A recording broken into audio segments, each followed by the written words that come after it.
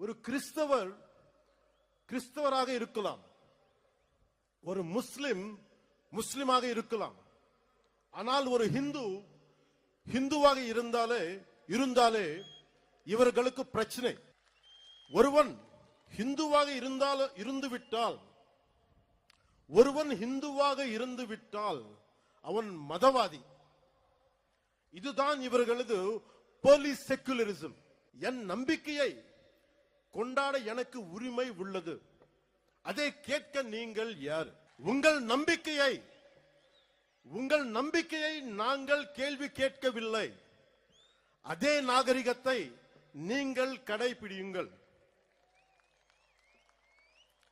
என் மதத்துக்கு மரியாதையை கொடுக்கு விட்டாலும் பரவாயில்லை, அவமரியாதையை செய்யாதீர்கள். முருகனை பற்றி கேள்வி கேட்கும் நீங்கள் அரேபியாவிலிருந்து வந்த மதங்கள் பற்றி இதே கேள்வியை நீங்க கேட்க முடியுமா?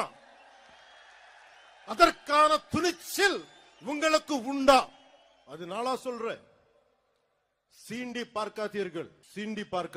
சாது மிரண்டால்